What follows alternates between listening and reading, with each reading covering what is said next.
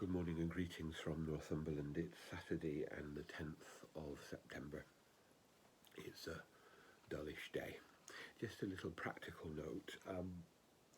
Because of my leave, I may not be able to record daily reflections and prayers, but I will at least be posting something each day, at least the Northumbrian community prayer each evening. But I may, in the present circumstances, also post something else during the next 7 days.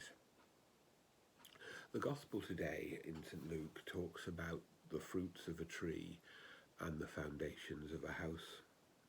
Jesus says that the fruits show what's inside and that the foundations are that which makes the house stand firm. These seem particularly important messages as we continue to reflect on the death of Her Majesty Queen Elizabeth II and think about the new challenges for King Charles III. It is a time of change and yet a time of continuity. And for me, in the world in which we live, the continuity of the succession has been a strength and a comfort. The King's speech yesterday paying such eloquent tribute to Her Majesty, and also his commitment in that speech to the Constitution and to the Church were immensely comforting and immensely hopeful, showing someone who in his 73 years of preparation has come to understand the incredible responsibilities that a constitutional monarch and the earthly head of the Church of England carries.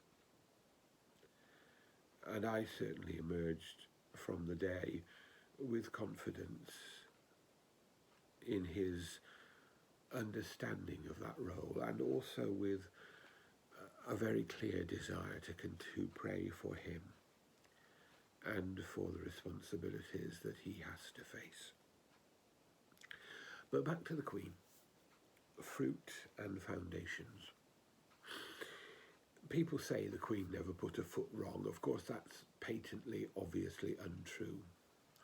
She was a human being like all of us, flawed, sinful, and in need of forgiveness and perfection because of God's action in her.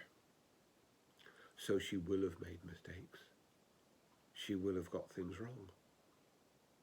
And she, like me and like you, will have needed to know God's forgiveness, God's grace, God's healing, and God's guidance in her life. But what is abundantly clear is that she knew that. In speech after speech, especially as she matured, she recognized her reliance upon the gospel.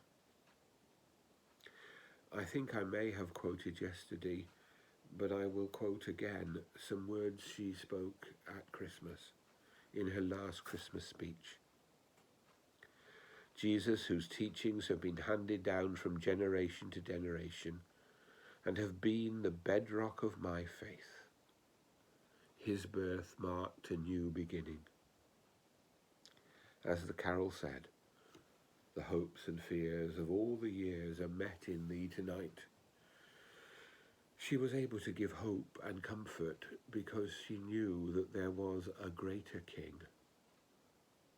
There was one to whom she looked, to whom she knelt at her coronation, to whom she asked every day for help and guidance and comfort.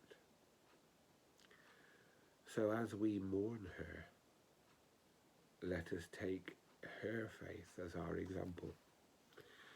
The theologian and philosopher John Milbank said yesterday, we need to realize that the mysterious X factor that drew the world to the Queen was her Christian faith. Not faith as a private psychological possession, but faith in the actual and liberating truth of reality. that her grasp of the realities and truth of the Christian gospel equipped her. May that reality equip us today and guide us in all that we do. May God bless us all in this time of mourning. May God welcome Her Majesty into his arms.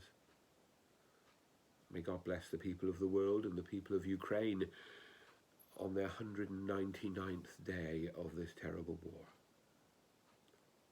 May God bless us all, and may God save the King. Amen.